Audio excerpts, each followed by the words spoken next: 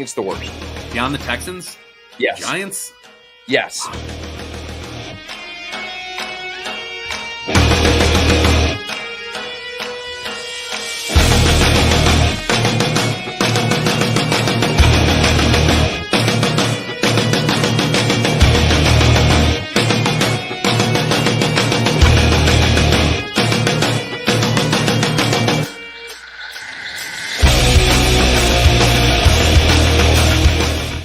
Hey, what's up? You could have been anywhere in the world right now, but you are here with me and my boy Drew. Drew, how you doing tonight? Doing great, man. How are you?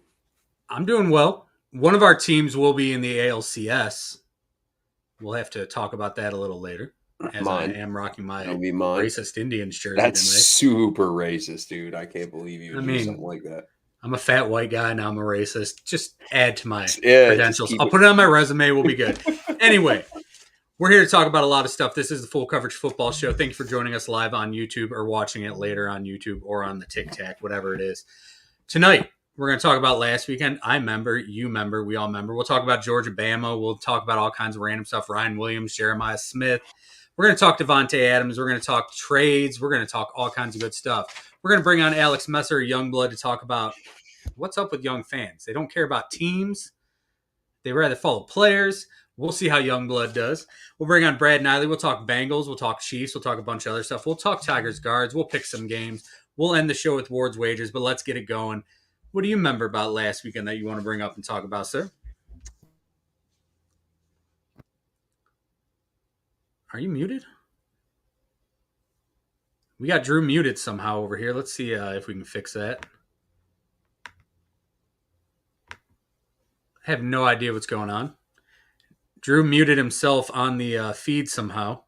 So we're off to a good start. It says I can't unmute him because he's a guest. Let me take you off here. So I'm just going to randomly talk about Georgia and Bama. You can see the blankets on my couch. I'm living in a tent city. It's cool. Let's bring Drew back in. Drew, can you talk now? Did you find your voice? What is going on? I don't know what's going on.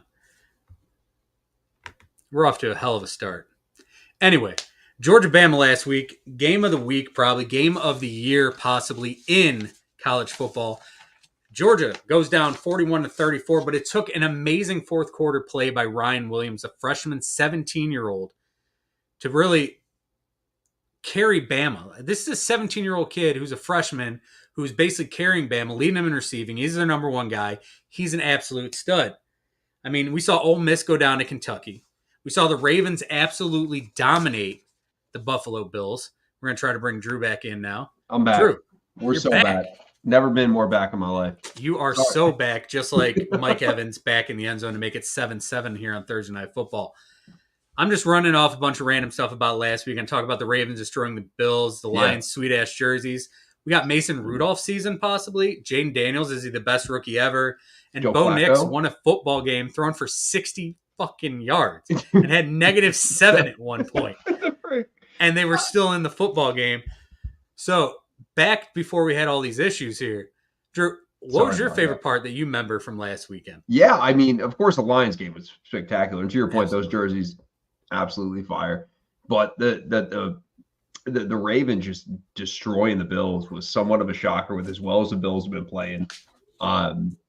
The Ravens are always an interesting team because the minute you think, okay, I think they're not playing great right now, I'm going to fade them. Boom, they come out and they just completely dominate what I think both agree is probably a damn good Buffalo Bills team. So that was the game that stuck out for me. Also, the Eagles losing again. The Eagles just don't look very good. And granted, they're down their two best wide receivers, but Jalen Hurts has just looked bad. And so those are the kind of the two games that stuck out to me. Because those, I think, are the big-time football games. And I think Tampa's good. I like Tampa tonight. I know that game's going on right now. A lot of people like Atlanta, but I like Tampa. I like Baker. They're cooking right now, man. Yeah, Tampa coming in, they had that one bad game, basically, where the Broncos defense shut them down. And other than that, they've been pretty damn good this season. Baker, been excellent. Him and Sam Darnold, possibly the two MVP candidates, which we all had coming into the season. Yeah. And when you look at Atlanta, as we're talking this game, like they've got Drake London, they've got Bijan Robinson, they've got Kyle Pitts, and it seems that Tyler Algier and Darnell Mooney are their best weapons right now. Exactly right. And that's the thing. I was reading a report today. My buddy sent it to me that Bijan Robinson's dealing with a hamstring. Mhm. So I get why they've kind of going into tonight, you'd expect less work. But at the same time, it's like Bijan Robinson, even with getting the carries, Algier is been yards per carry, it just as good. So it's not. I think Atlanta's an underrated team, but yeah, Tyler Algier he's been good. I mean, Atlanta won last week and didn't have an offensive touchdown. They had a muff punt for a touchdown, a pick six for a touchdown, and Younghoe Koo kicked the ball from 58 yards to get him a victory. Yeah, and it's so weird because he doesn't even – so he just takes the 3 steps back and he just stays right there. Like most kickers you see do the 3 back, 2 to the left or 2 to the right given the leg that they kick with. He just kind of like lays back right behind it and just – guy is impressive. He's so cool. Yeah. So I don't know. I like Atlanta, but I think again Tampa's cooking, and I like a lot of what they're doing on offense. I mean, we got Kirk Cousins coming out 6 of 7 for 102 and a tutty so far.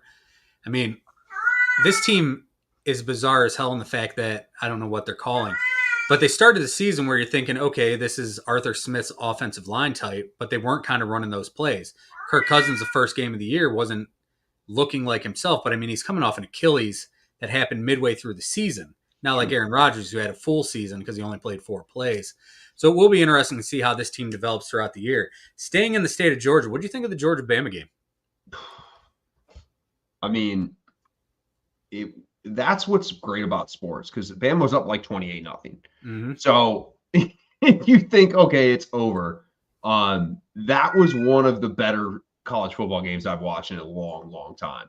And against 2 really good teams. And I think Bama had a down year last year, but I do think this Bama team's pretty solid. So I'm interested to see how they're super young, especially on the outside. It's a fun team to watch. And yeah, you get 2 juggernauts, of the SEC going at each other. It's always good. But this one had a little extra drama to it. It absolutely did. And 17, you talk about the youth on the outside. 17-year-old freshman Ryan Williams catches the ball, spins, jukes out 3 defenders, takes it to the house for the game-winning score. It was an unbelievable play. I'm sure we've all seen it a million times at this point. And we're talking about freshman wide receivers. There's another one for Ohio State who had 2 touchdowns, including a one-handed grab right before halftime at Michigan State. Now you got these 2 guys who might be the 2 best wide receivers in college football right now. They're not even draft eligible for 2 more seasons after this one. Who's better right now, in your opinion, Jeremiah Smith or Ryan Williams? I would say Ryan Williams at this point, but don't get me wrong. Like Geno Smith, who is related to Jeremiah Smith, has said that he thinks he's going to be the best wide receiver there's ever been. And you can see it, right? Like, and he also goes to wide receiver U. I mean, that's what Ohio State has become. But again, it's so hard. This is actually in a sport we've seen everything. This is pretty rare air to have 17-year-olds who are dominating. Not only dominating, but dominating at big time schools where it's not that easy to get your ass in the lineup, right? And so it's super impressive by both of them. I mean, you look at the Buckeyes, it's 5-star wide receiver after 5-star wide receiver to the point that some of these guys aren't even getting playing time. Like you saw your guy, Jameson Williams, exactly. Yeah. Left, went to Alabama, ends up a first-round pick, but he was so far down the depth chart at Ohio State that he wasn't getting playing time. And then Jeremiah Smith comes in, freshman, and he's probably the best wide receiver on that team, and that's a team that had Carnell Tate, Emeka Ibuka, who's going to be a first-round pick. It's absolutely incredible what they've done. Now, we've talked about a few things. Mason Rudolph, we don't really need to talk about that I rattled off. Jaden Daniels, however, 42 points again this team puts up. He's got 19 incompletions on the season. It's insane. 82%. What do you think about what has gone on so far there in Washington? Well, I think, they've set his offense up perfectly for what fits his skill level. Mm-hmm. And for not his skill level, don't get me wrong, but fits his skills offensively. He's getting a lot of rollouts. He's making the right throw, the correct throw. They're giving him easy throws to get in a rhythm. And he's also just really difficult to bring down on his feet. And it's like it's so fun to watch, but every time I watch him play, and it's been fantastic and enjoyable to see, it's to me, it's like I don't know if the way he's playing right now is sustainable as far as injury is concerned. I think taking a little less hits, a little bit more sliding would be great, but it's like the Commanders deserve this, dude. Mm-hmm. It's been a long time since they've had a quarterback, a franchise quarterback. And so far, Jaden Daniels looks like the real deal. And it's good to see. In that division, again, all of a sudden, it's like, how good's Washington? I'm not gonna go crazy right now because it's just such a small sample size with only 4 games in the season. But damn, they look damn good at this point. Yeah, Washington's absolutely been ridiculous to watch. I think they're putting up 40 points a game. Awesome running game. Brian Robinson, Jeremy McNichols last week, Austin Eckler throughout the season. Washington under Dan Quinn's been pretty good. And it's weird to see them have a good quarterback. We haven't seen Washington have a good quarterback in what feels like forever. Yes. I mean, you've seen them draft quarterback after quarterback, and we're two guys who have dealt with quarterback hell forever. Yes. And now Washington might finally have that guy. And Dan Quinn, backwards hat and all. I mean, is this the cooler Dan Quinn, a better head coach than he was in Atlanta now? I think you learn over time, right? Mm-hmm. Like, yeah, his Atlanta days weren't good. And people questioned his usage and how he used, his talented players offensively. But like, everybody can change, right? I'm not saying that he's a great coach all of a sudden, but what I'm saying is what they're doing to maximize what they have and the athletic ability of Jaden Daniels is really impressive. And we'll see if it lasts. Right now, they're a tough out. Absolutely, they are. Now we're going to move into our next part of the show. We're going to do Friends of Football. Let me find the correct banner. We're going to bring in our guest, who is a young blood. He's only 23, so he'll have a little different perspective. Now, something I've talked about a lot lately is how it seems like you look at me and Drew. Like, Drew's always rocking Lions gear. I'm a Browns fan, Indians fan, Tigers fan for you, Guardians fan, whatever my team's name is this week. But anyway, it seems like the younger generation seems to not find that hardcore fandom on their team. It's more that they follow players. Now, is this something only in the NBA, or is this a NFL thing too, where we can blame Brown, we can blame KD for whatever? So to get a perspective on that is a guy who's not only a Browns fan, but he's also a Patriots fan. Now, he's been alive for most of what I said, 23 years. So he's seen nothing but good football from the Patriots, nothing but bad football from the Browns. So let's bring him in, Alex, or Mr. Chicken, as you have your name. How you doing, brother? How you guys doing? Good, man. How are you? I'm all right. Now, have you always been a Patriots fan and a Browns fan? Yeah. I started watching football when I was 8 years old, so... And you were born in what, 2001? Yeah, I think. So can I ask you, you're a Patriots fan probably because when you were born, they were really good. So That's when I first started watching football, and I watched Tom Brady when I was younger, and I was just mesmerized by his game. And the Browns fandom is because of where you live. Yeah, correct. Gotcha. That makes sense. I mean, I get it. Yeah. Now, most of your friends, do they follow a team, or are they more interested in players? Like, is it Pat Mahomes, Kelsey type? I feel like it's pretty split. I have a bunch of Steelers fans. I have a Seahawks fan. I'm sorry as to a hear friend. that. Yeah, I know. But no, it's pretty split for the most part. All right, when it comes to the NBA, do most of your friends keep a team, or is this a player-driven? It's player-driven, 100%. Okay. Like who's your favorite NBA team, or is it just you look and you go this player, and you follow them around? I feel like Devin Booker and Kyrie Irving are my two favorite players. So I cheer for the Suns, and now I cheer for the Mavs. And then you've cheered for the Nets, the Celtics, the Cavs. I mean, basically anywhere. Yeah. I feel like for me, I'm old, so my perspective is different, but I feel like when the NBA became where you could move around so often, right? And you could kind of determine what team you go to, and all the star players are going to end up on X team. I feel like the smaller markets who are just dog shit, my franchise, the Detroit Pistons, for example, it's like nobody gives a shit, right? Like they have Cade Cunningham, who's very good, but nobody really knows about Cade Cunningham.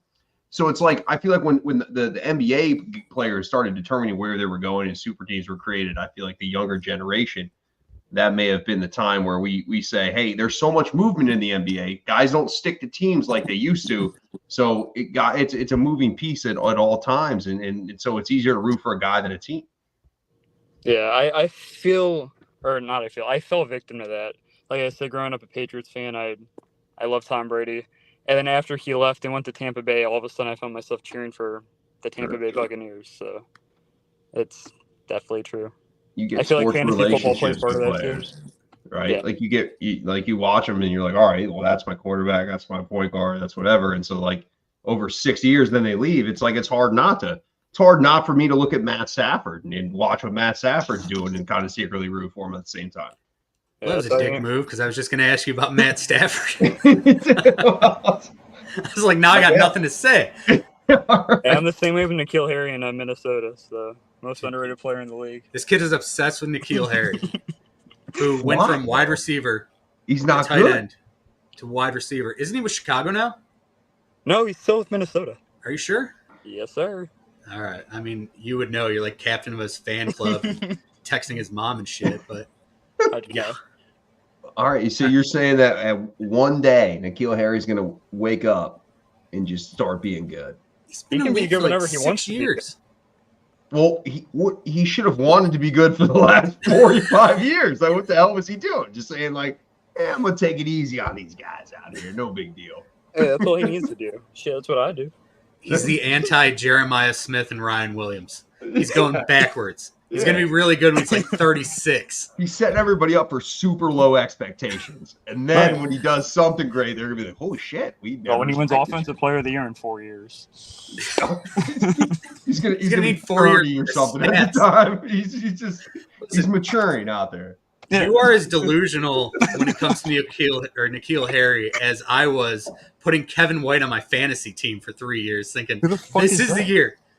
Oh shit! You don't even know West Kevin Virginia, White. Kevin White? Oh, Okay, man. The Bears drafted Kevin White. I think it was the Bears who drafted him. 7th pick overall. He's still a rookie, by the way. He might still be able to be a rookie. This guy was supposed to be a stud, an absolute star. Got injured his rookie year. Came back, got injured like the first game back. Injury after injury after injury. He may have only played like 20 total games, but this guy was supposed to be a legend. But Alex, thank you for joining us. We know you got a basketball game tonight. Appreciate it. Good luck. Good Be luck, man. playing. Appreciate you. Thank you. Take care. So, yeah, that was a little bit of young blood perspective. Kind of exactly what I the expected. NBA is it's just a weird league, man. I feel like it's tougher in the National Football League to root for players than teams, just because of the fact that there's 22 guys on the field. Mm-hmm. You know what I mean? The guys aren't getting the ball all the time. In the NBA, there's 5 guys on the court. Your guy that you're rooting for is always going to get volume. Where, I mean, if I'm rooting out here for Brock Wright, guy may catch 1 ball a game. And so it's like, I can kind of see it. And again, with the movement of players, it's tough because it's like, oh, okay, let's root for, that guy went to Sacramento. You know what I mean? And it's hard to keep up with it. Like, I get the fact that you want, like, there were dudes that were on your team you want to do well. Like, Ben Wallace got traded to the Cavs. I don't think you were rooting for the Cavs after Ben Wallace got traded to the Cavs. No, I would never root for Like, Andre Drummond was a Cav. You weren't rooting for that. Oh, Jesus. You and I have known each other long enough that you've known Andre Drummond on the Pistons in my thoughts, and you've known Andre Drummond on the Cavs in my thoughts. Yeah. The amazing thing was, I looked at Andre Drummond, I'd see his numbers, and I'd be like, yeah, I'd love to have Andre Drummond on my team. And then I watched this guy put up the most blank double-doubles you'd ever see, where he had no impact on the freaking game. Ever. It was unbelievable. Yeah. I mean, and that's what the box score watchers, but then you actually sat down and you watch a few games, and you're like, this guy sucks, and he's getting a max? What are we doing? Well, that's the thing with the NBA, and I know we're turning this into an NBA conversation, but I feel like that's what started it, is the NBA, all these dudes get paid ridiculous amounts of money. Isaac Okoro just signed a 3-year, $40 million deal. Isaac Okoro, athletic as hell, but can't do shit consistently on the court. Averages under 10 points a game. I don't even think he averages 8. Okay, so maybe fact, it sounds like I'm right. I am going to pull those numbers up just to make sure. But you look at we're going to get this back in the NFL here. You look at NFL players, I feel like Patrick Mahomes is that guy who has people rooting for the Chiefs because he's there.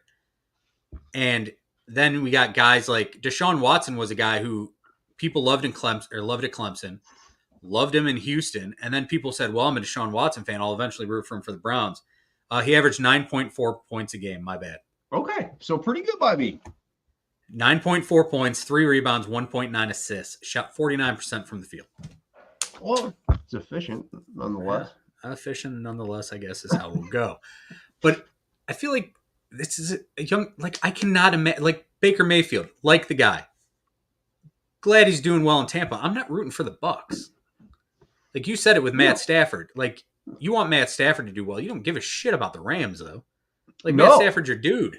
Yeah, but yeah. I mean, I don't have any ill will towards Matt Stafford at all. I mean, of course, when we play Matt Stafford, I don't give a shit about Matt Stafford. But like, I'm never gonna root for a player that it's like. There's players I like in the league, and it's like, okay, yeah, if they're playing other teams, it's cool to see them do well. But it's like at the end of the day, like my teams, even as shitty as some of like the Pistons are, and so like they're still my teams. Mm-hmm. You get the Tigers lineup. You look at it, you're like, this is pretty dog shit. The lineup it's just like they find a way to win. It's tough. So like, I mean, it's just for me, it's always about the team, and there's always going to be rotating pieces of that.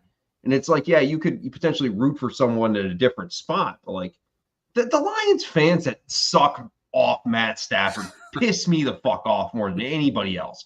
Because the problem is, it's like he asked for a trade. Yeah. Like, let's not act like he wanted out. Like, so for you to just sit here and drool over this crap, it drives me nuts. It's like, oh, you can't boo Matt Stafford. No, we'll boo the hell out of Matt Stafford because he plays for a different team.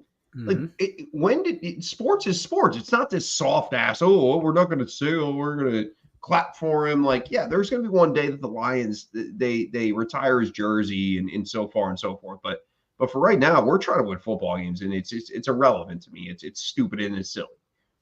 I'm with you 100% on that. And you brought up your Tigers who swept the Astros in the wild card series.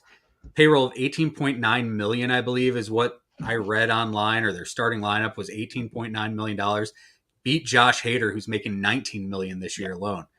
They go into a series coming up this weekend. We're going to talk baseball because these are our teams and because it's going to be fun to see. These two teams, there was talk at the beginning of the year that the Tigers could win the AL Central. No one expected the Guardians to do shit. You can read back and forth. Who maybe the fuck some was saying the line the Tigers can win the AL Dude, I was reading it online. And I'm like, I don't remember this, but either. But like, all right, that's fair. Okay, I think everyone thought Minnesota was more the team that would do it. But I'm reading this. I'm like, this makes no sense to me, but I'm going to throw it in there just to make my team seem like the underdog, even though both these teams are really the underdogs. I didn't expect them to be in the playoffs. My team. I know you didn't expect yours. I mean, shit, at the trade deadline, your team was looking to trade off everybody, or so it said. August and Tark 16th, Skubal. There was a 0.02% chance the Tigers made the playoffs. And that's less than 2 months ago. And then you got Andy Ibanez yesterday hitting a rocket into left field that I was psyched for because I hate the Astros. Now, I would rather face the Astros because I feel like there'd be less pressure on my team. I feel like there's more pressure on my team. Oh, we're playing with house money, brother. We are playing with so much house money. Why aren't you starting Skubal in game one? I mean, is Skubal not playing game one? No, he's starting game two, which is good for you. I'll be there. No exactly. No big deal.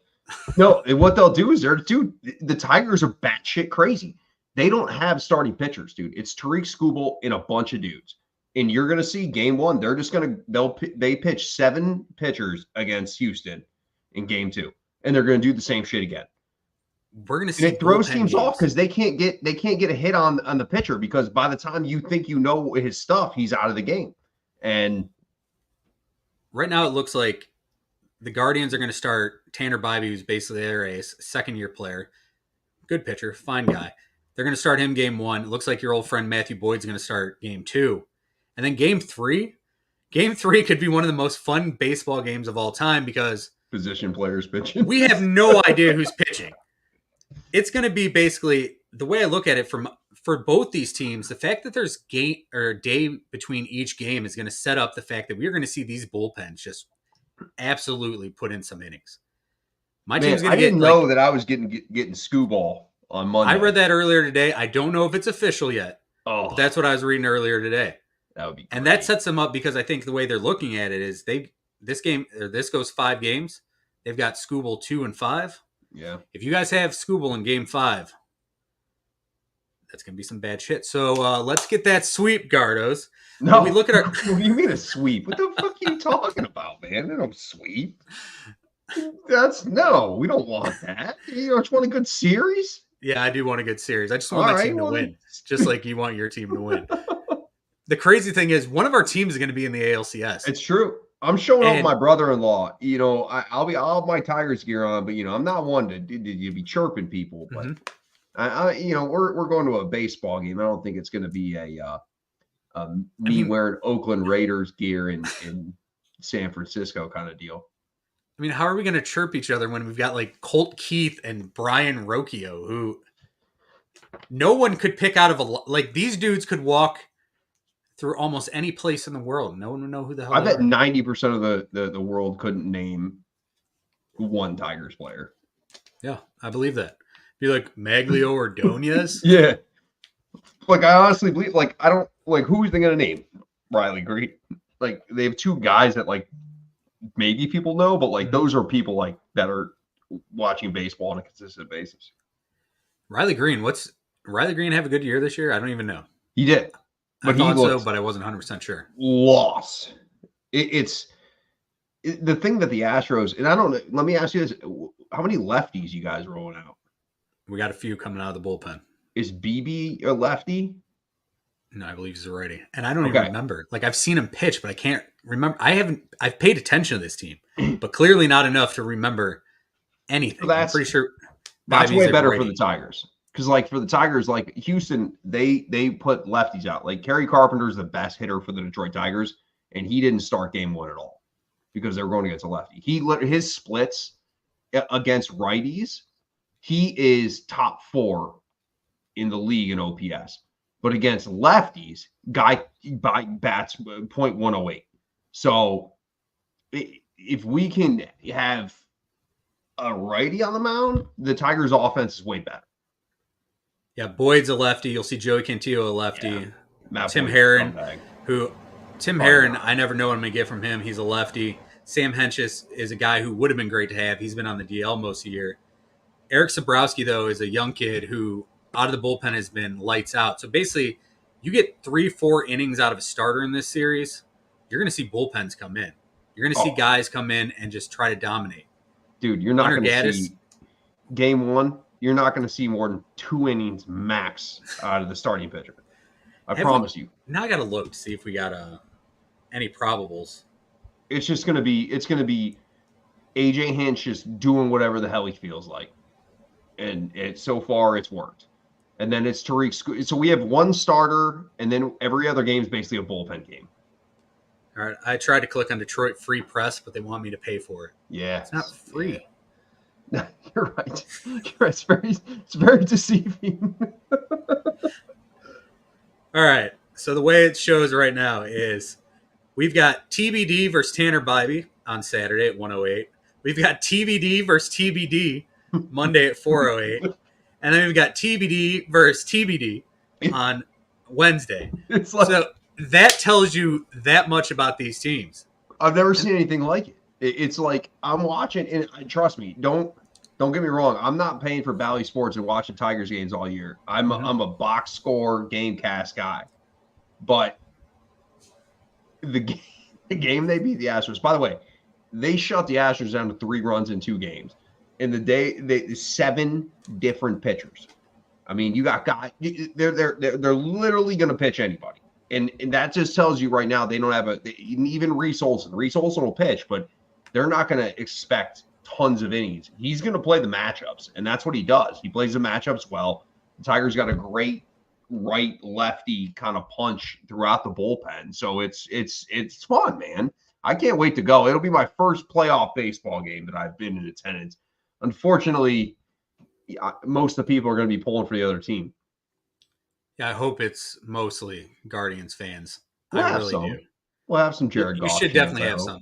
The last playoff baseball game I was at was Guardians Yankees. It was still Indians Yankees. And that was when the Indians went up 2-0 in the series and then ended up losing the series because Didi Gregorius hit 2 home runs off Corey Kluber at Progressive Field to beat the damn Guardians. I think that was 2017, the year after the Guardians lost the World Series after blowing the lead against the Cubs. But the rain delay. That fucking rain delay. Tough scene. That was an awful scene. But Rajay Davis lit up the city and will never pay for a drink again in this city. Let's get back to football. You think he has to say he's Rajay Davis, though, when he goes places? Probably. Yeah. Got to show ID. Hey, I'm Rajay Davis. Next time I see a bum in downtown Cleveland, I'm just going to be like, hey, just go in and say you're Rajay Davis. You Rajay? You're good, dude. You're good. Why do you smell so bad, Rajay? Listen, I'm Rajay Davis. Just let me get a drink. Just any random dude. Niley should be showing up here any minute from what I've heard on the text soon. Well, let's talk something else here. We'll talk Chiefs. Quick update, 14-10 Falcons, Darnell Mooney with the touchdown. That was a ridiculous Darnell Mooney catch, too. I mean, how about Kirk Cousins? 176 yards with 12 minutes left in the second quarter. Kirko's dealing. Kirko is dealing. He's been pretty solid on Thursday Night Football, but so is Baker. Baker's 4-1, I think, on Thursday Night Football. He's got his debut on Thursday Night Football, for those that don't remember. Came in place of Tyrod Taylor, who didn't, I don't know what happened to him that night. Wasn't a stab in the chest from a doctor, I know that much. But Chargers, Tyrod. He came in. Baker lit up the city because he got the Bud Light fridges unlocked that night by beating the Jets. I remember that so well. Yeah. Caught a 2-point It wasn't against the New York Jets. It was against the Jets. Okay. Yeah. And I think Tyrod Taylor just got hit really hard. Yeah. And they were losing, and Baker came in and won the game. And I remember how big the fridges were to you guys. Yeah. That was so big. Still looking for one if anyone's got one for a decent price. On the Facebook Marketplace, just try to find you some round fridges. I'm just gonna find some stickers and put them on another fridge. Dude, if I remember correctly, there was people lining up outside the fridge store the next morning. Like $800 for this little mini fridge. Like, yeah, it's like ridiculous. It's also 9 a.m. on a Monday. Like, don't you have a job? Like, you know what I mean? Like, what Victory fridge more important than job? Come on, yeah, it's man. Cleveland. That's football. Right. That's right. Yeah, those were good times. Let's talk Kansas City Chiefs as a way for Brad to come in. Kansas City Chiefs, are they closer to dominant or closer to very vulnerable? If you look at their first 4 games, it was 27-20 victory over the Ravens, where a tiptoe basically from Isaiah Likely would have changed that game. 26-25 over the Bengals, where a pass interference call changed the outcome of that game. 22-17 victory over the Falcons.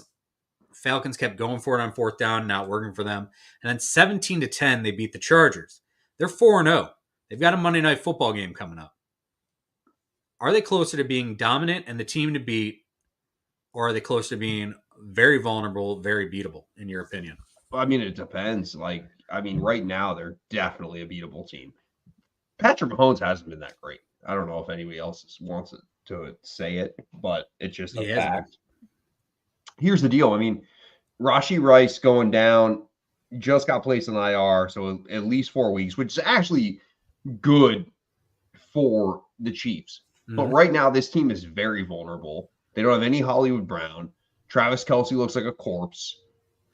They don't have any offensive weapons for Patrick Mahomes, which is probably why he hasn't looked so well. But this team is beatable right this second.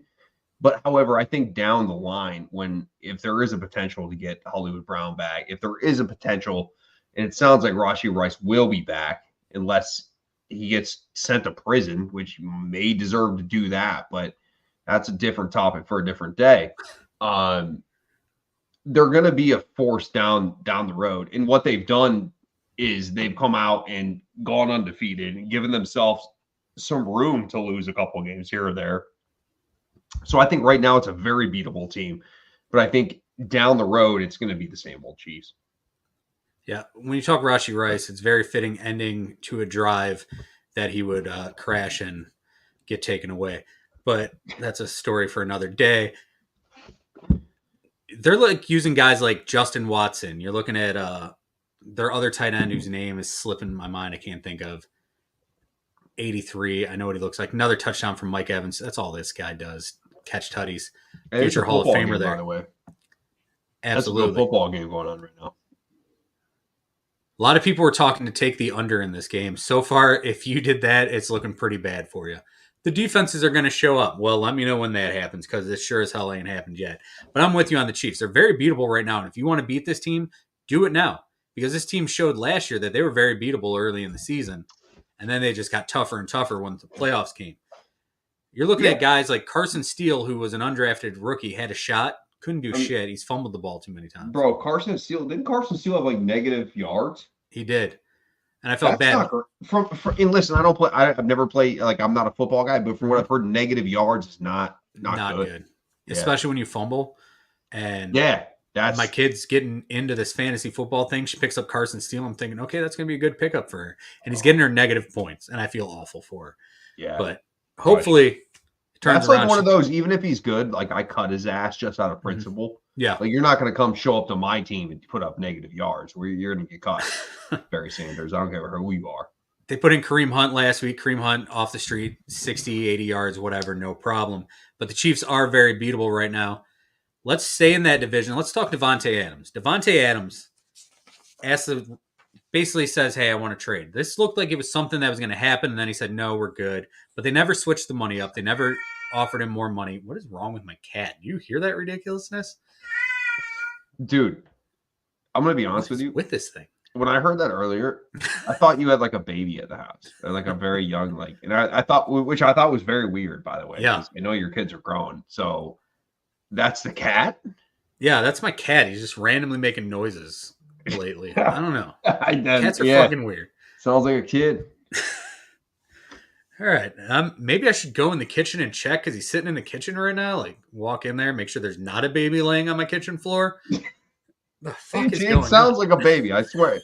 If anybody comments on this video, tell me if you think it sounds like a baby. I'll have to post a clip of it on our TikTok and see what people say about it. Anyways, back to Davante Adams, who has a kid. Yes, he does. We saw it on receipt. And my kid is apparently watching the show because she just sent me a text that says, yo-yo meowed. I could sense it. Okay, yeah, it's the cat. Anyway, no babies laying on my kitchen floor. I'm not even going to bother. Look, Davante Adams owed $13 million for the rest of this season.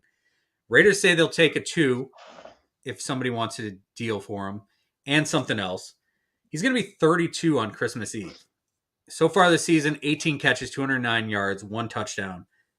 It's basically the Jets or the Saints, it looks like, but they got to come through with the deal. If you're a team, are you trading for Davante Adams right now? If I'm the correct team, yeah. Okay. I mean, Davante Adams is still really good. I know he's 31, but like Davante Adams is still statistically gaining separation on players. He's getting open. He's one of the best route runners in the entire league. So for me, sorry, just threw me off with Natalie texting me. Yeah, I mean, for me, if you're Aaron Rodgers and you get Aaron Rodgers has not been great, right? Nope. I think the Jets is the only spot, but this is the other shit that pisses me off. It's like you want to trade. I don't give a damn where you want to get traded to. You're going to go to whoever gives me the best player or the best picks. So for me, it's like I think he ends up in New York, but he's already done his deal with Derek Carr, and it hasn't worked. I do think that outside of Shaheed and Chris Olave, the Saints could really use another wide receiver. But this feels so much like a Rodgers and Adams reunion. They've been talking about it for years. And when you look at it, the Jets have the cap room for next year. Now, they've got issues this year with Hassan Reddick, who's still just getting fine after fine and blowing $8 million to sit around and do nothing. 800,000 a game, dude. Yeah, not making any sense at that point.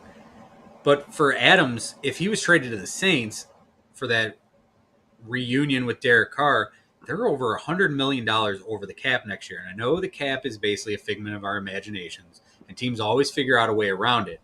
But when you're trading for Davante Adams, he's going to want a new contract of some sort. There's going to need to be some sort of agreement going in that you're signing him going forward, because not only are you giving up a 2, you're giving up another asset, and he's on a 1-year deal.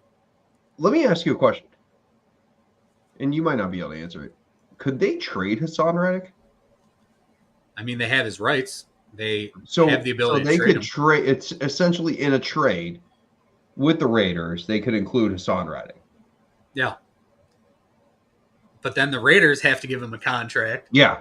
And why? Well, it's Al Davis. would it- He doesn't give a shit. Al Davis. Why would any team want to give this dude a contract? And he's like, "Oh, I'm cool, just sitting around doing nothing." Guy could care less about his teammates.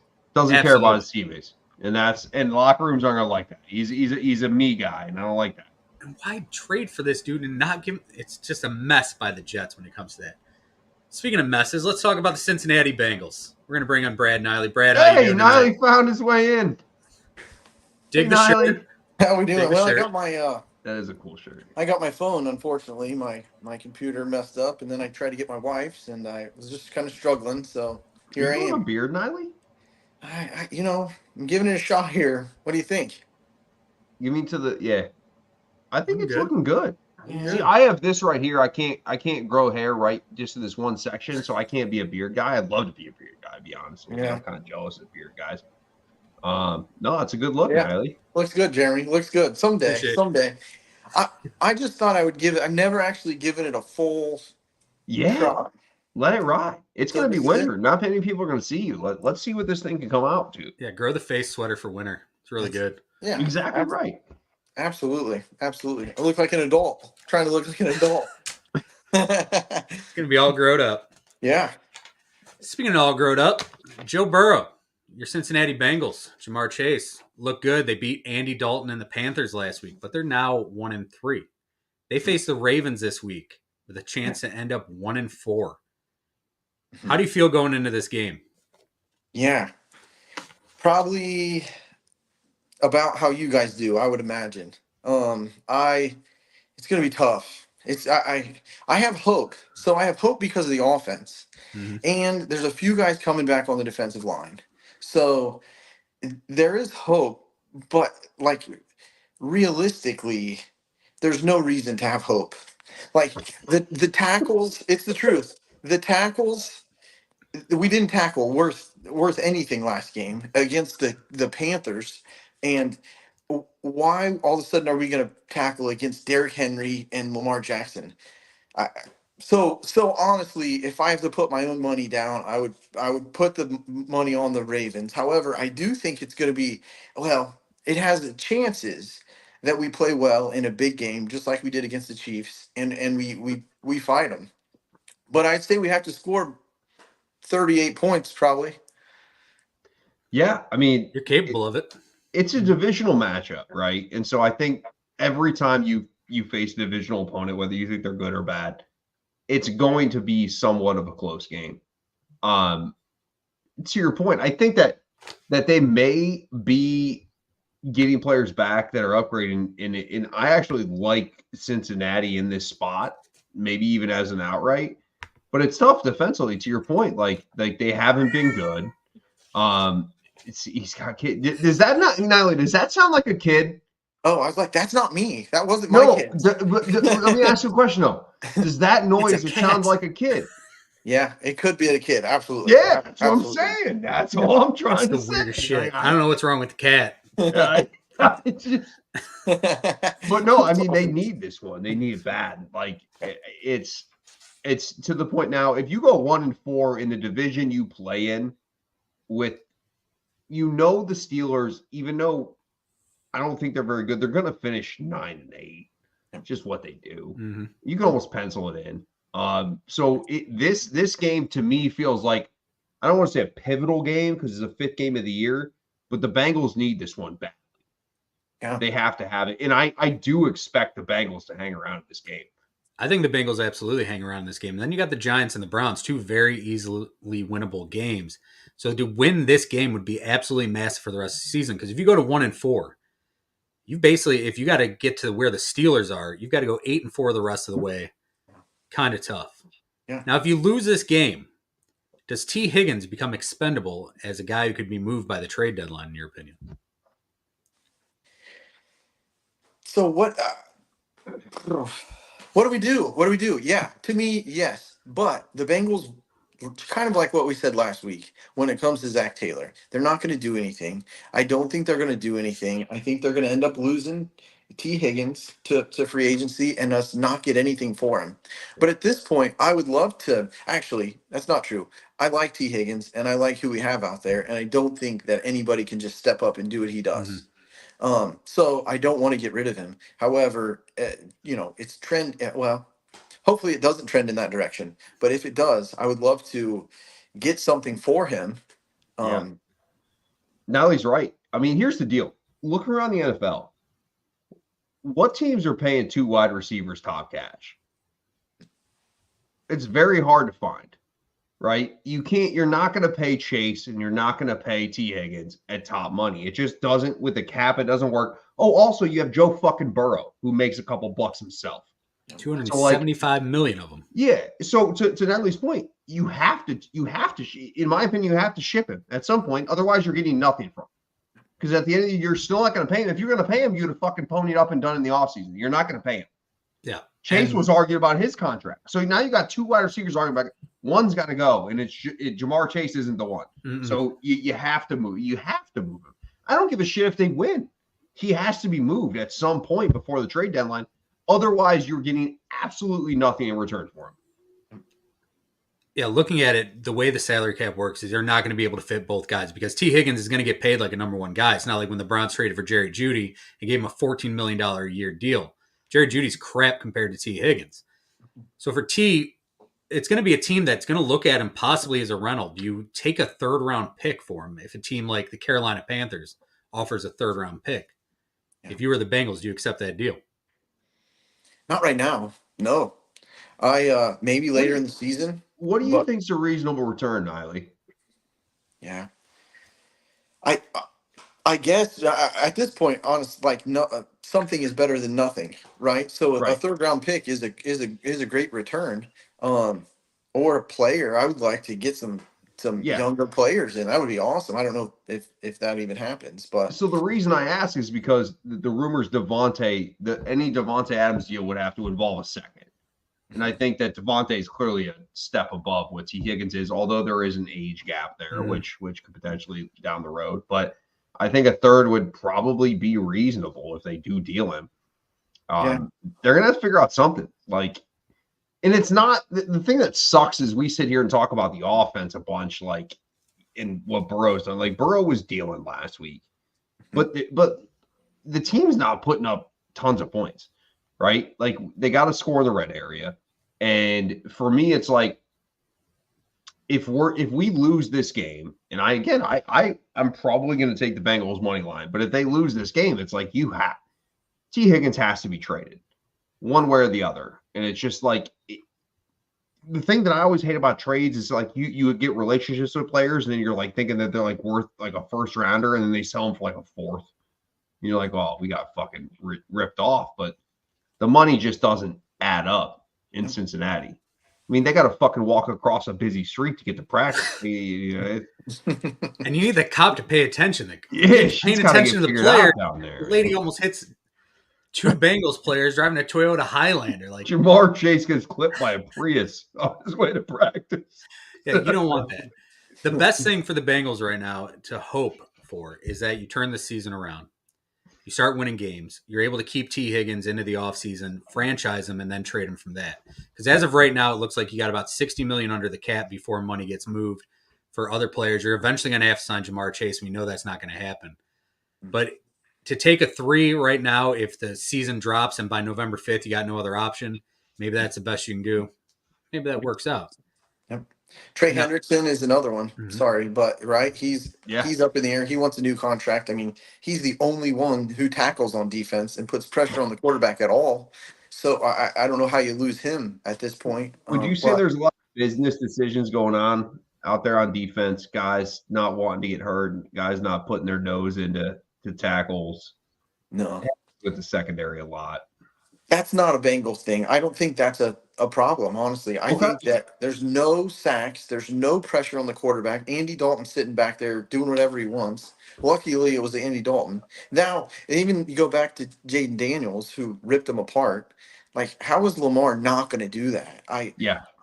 Well, I hope I'm completely wrong, and I actually Drew. Honestly, I would go with the Bengals too, but all logic points to it.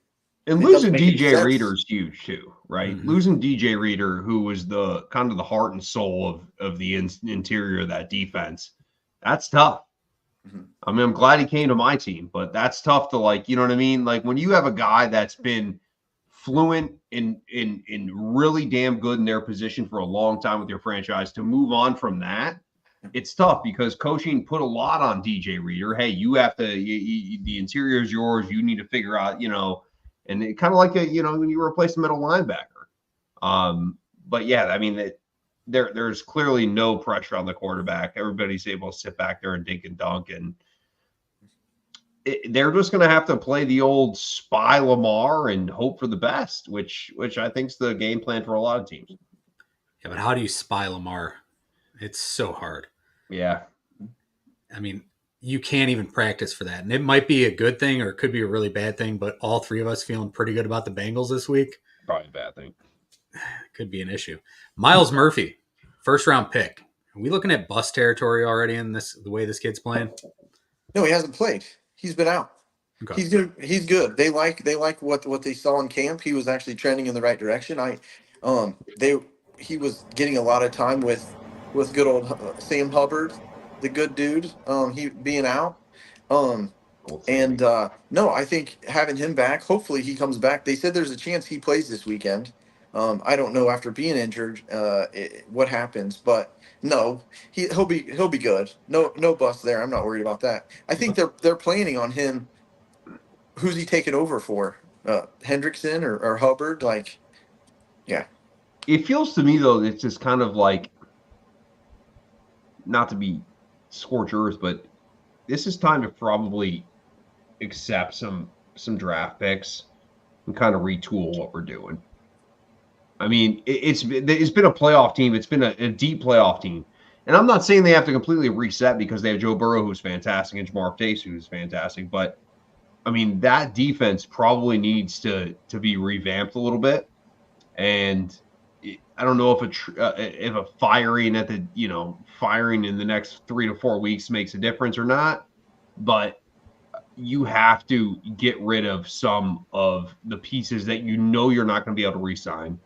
And if they lose this week, it's like I don't want to say you have to call the season, but you need to start calling shots that that, hey, it's a real uphill battle to get to the playoffs at this point. Maybe we should sell off these guys. Or do you take some of those mystery boxes and trade them for younger, known commodities that could be available? You just don't see it a lot in trades, though, in the NFL. You don't see a lot of guys for young players, or you know what I mean. It's a lot of guys for draft picks. That's what you see in the NFL. You don't see a lot of player for player swaps. I would think that the T. Higgins deal gets done and they give you a second at best or a third, and then they throw in some pork chop guy. I don't know why I said pork chop, but some pork chop guy. I haven't had a good pork chop in a while. I just made some yesterday. Maybe that's why. I'm not ready to do any of that or have that discussion yet at this point, honestly. Like, I just think it's too early. I think even if they lose the Ravens, they play them tough. They're still, like you said, hopefully the season comes back. But I guess we still have hope. Also, the defense has been good. I think I really think no, not this year. Not this year. In the past, the Yeah, defense Lou has been Anarumo's good. done well in the past. Sorry, that's not what I meant. But I think they'll be all right. I think that we'll see. But I still have hope for everybody. If the Bengals go 7-9, is Zach Taylor the coach in 2025? Yeah.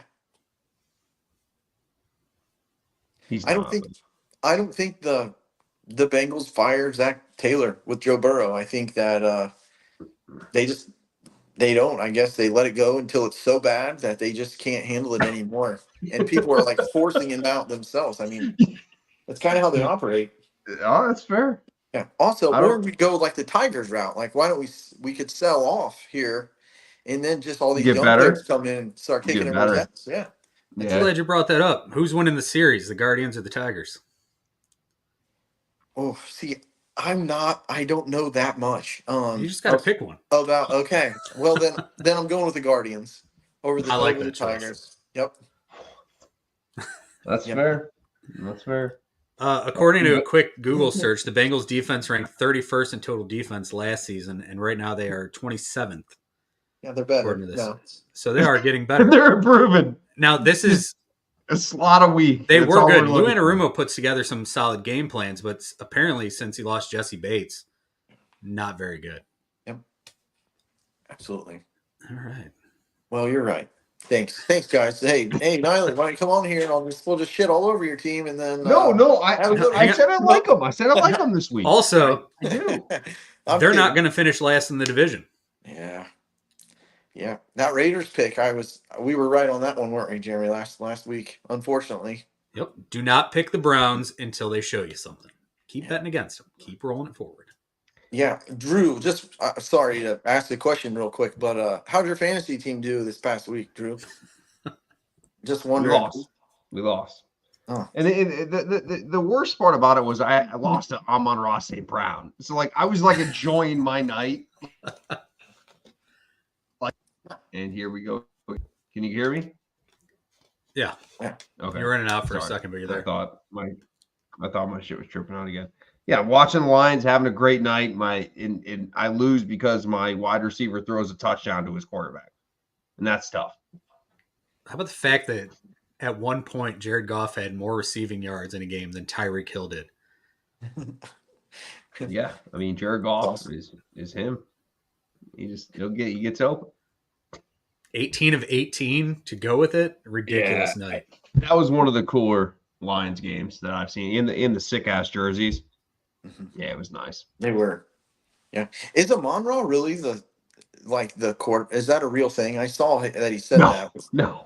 Was okay. he said he was the third string quarterback. His ass was the third string quarterback. Yeah. Anyway, yeah. They do only have two quarterbacks, so maybe I'm wrong. Maybe he is, but he dropped that in a bucket. That was a hell of a throw. That was better than I've seen my quarterback throw. Yeah, a lot of hit misses. That's right. It was a dot. What's going on there? Are they sticking with Watson? He was probably their best offensive player the last game. They're going to stick with him. Problem is, Amari Cooper forgot his hands. I mean, took one to the chest. They can't run the football. They can't block. I've seen rumors on the internet of why they can't block. But who knows? We got Nick Chubb coming back to practice. It's hard to say what the Browns are going to be. Pick the Commanders this weekend. Pick the Commanders and the points. They're not going to be able to stop Jaden Daniels. RPO, Gardner Minshew is destroying them. I can only imagine what RPO, Jaden Daniels will do against that team. Yeah, sad. Yep. Sad day, bad day. Well, Brad, thanks so much for coming on. Sorry we had to shit on your team for a while. We appreciate you, and your shirt's badass. Hey, and congratulations on growing the beard.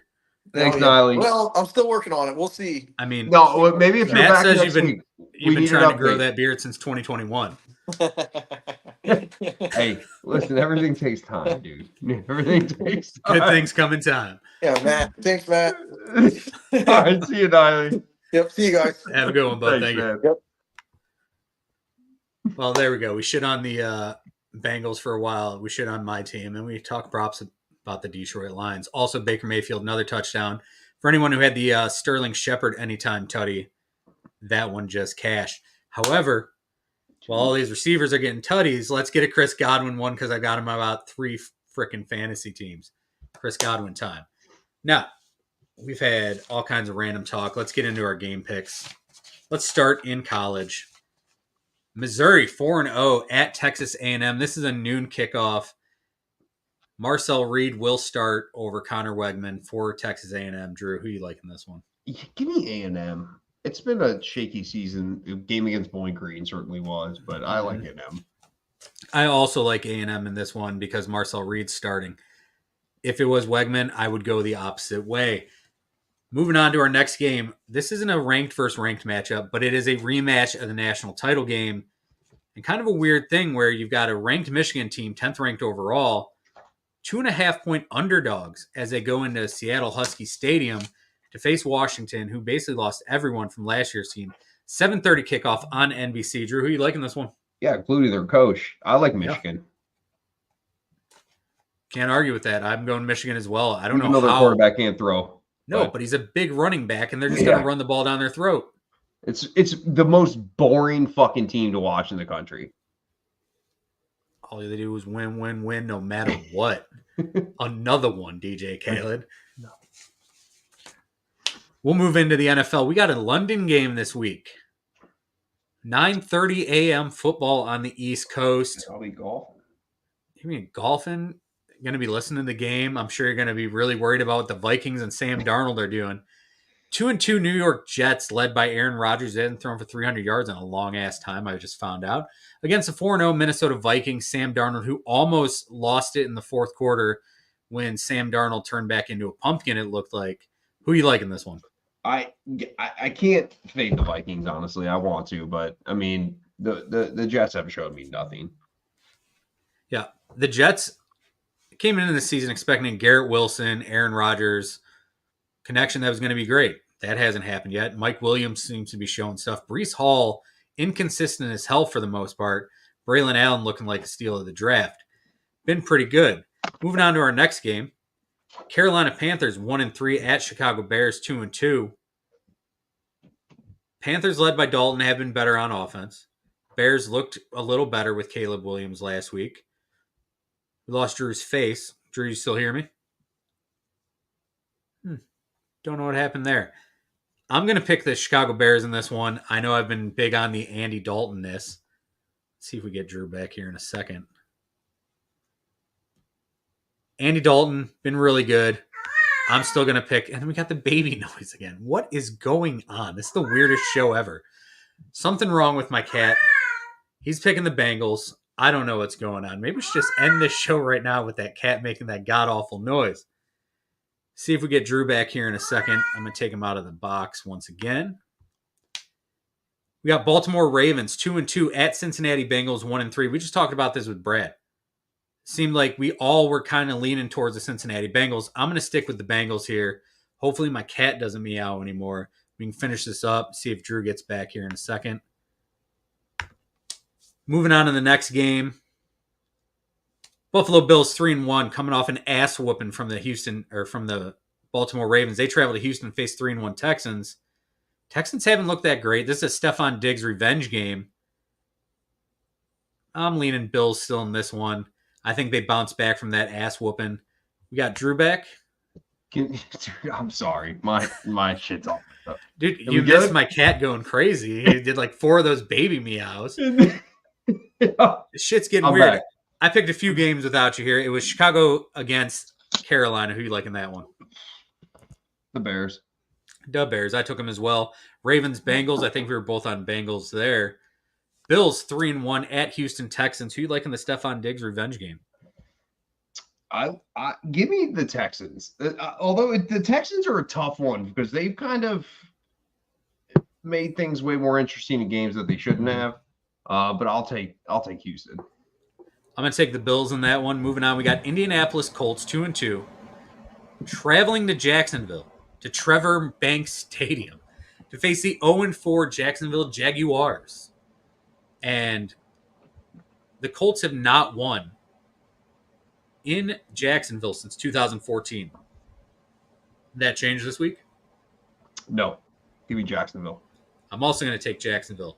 So that's going to be interesting. Miami Dolphins 1-3, led by Snoop Huntley.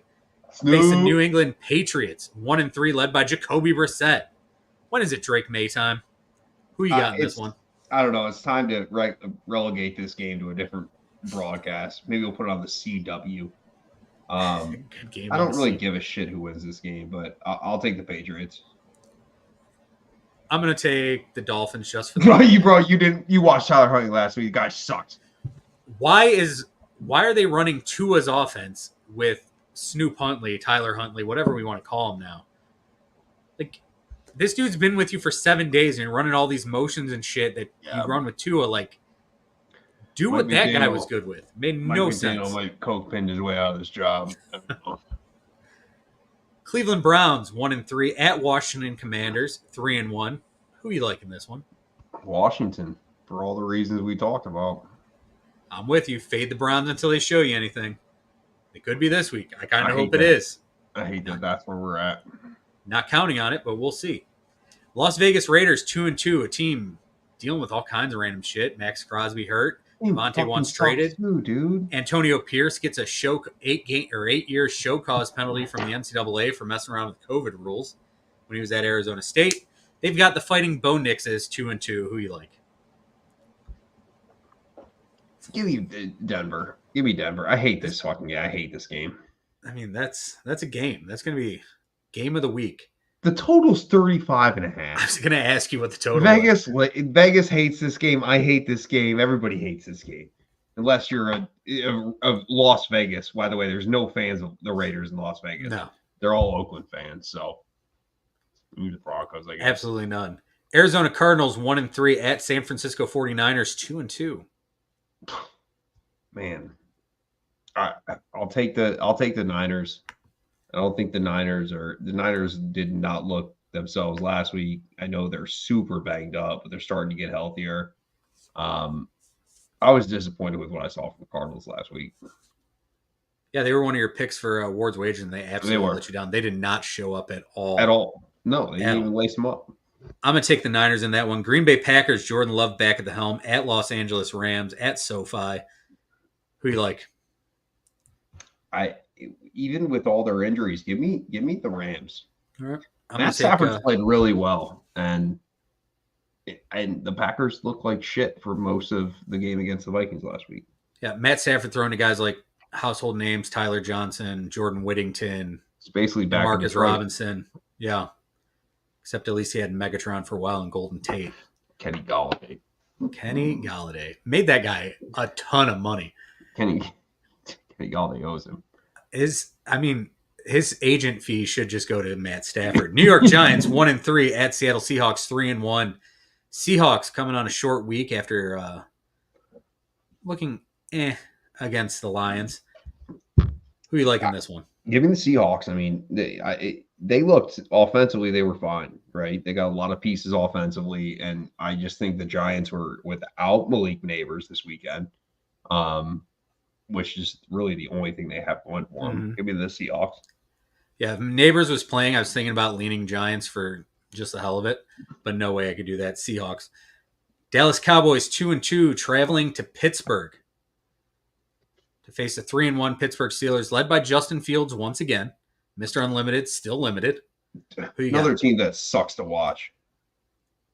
Like, there's a lot of teams that they just both suck to watch, dude. I'll take Dallas because they're just better overall. But like the Steelers suck to watch, dude. Like, I don't know, man. Between the Steelers, the Broncos, the Raiders, the Colts, the Jaguars, all these teams suck to watch. Yeah, there's cappers talking about how close the NFL is, where the fact that we don't have a spread bigger than 7 this week or 7.5. There's a reason for that. Most of these matchups absolutely blow. New Orleans 2-2 at Kansas City 4-0. Give me New Orleans. I will take Kansas City. What do you got for Ward's Wagers this week, bud? Yeah. So Ward's Wagers, I'm going to take Cowboys. We just talked about. I'm going to take Cowboys plus 2.5. I'll give you just give me the money line. In fact, Cowboys are catching points on the road. I will also take the Seahawks minus the 6.5. I think the Seahawks beat the Giants by at least a touchdown in a terrible game. And then I'll also I'm going to alt line this from 3 to 2.5, but give me the Commanders over the Browns. I like that one. Respectfully. keep fading the Browns until they show you anything. Defense can't tackle. They're going to struggle this week. That running game, nasty, coming out of Washington. Anything else you want to talk about before we get out of here tonight, brother? Go Tigers. Go Guards. Should be a fun series. Guards. Is it how much does it suck that you got to say Guards now? I mean, I miss calling them the Tribe. It was always a Tribe. It's lame. And dude. I literally own nothing that says Guardians. I don't think, except for I lied. I have a Tristan McKenzie giveaway jersey. That's like six sizes. They gave small. it to you at the ballpark. Yeah. Otherwise, I'm rocking the 1975 jersey. I like it. Yeah. No, that's it, man. The Lions have the weekend off, which is way too early. Yeah, I was going to ask you, like having to buy that early? No, but to get Frank Ragnow back, I do. Okay. So we'll see. I mean, the Lions are humming, so hopefully they come out. They go to Dallas. Micah Parsons still going to be a concern whether he plays or not. I like their chances. Well, thank you, everyone, for joining us tonight. Thank you, Alex Messer. Thank Brad Niley for joining us. Thank you to everyone who followed through with a bunch of random tech issues and the fact that my cat sounds like a crying baby. It was a weird-ass show. Appreciate you for joining us. We'll be back here next week. Remember, as always, if you live the life you love, you'll love the life you live. Good night, kids.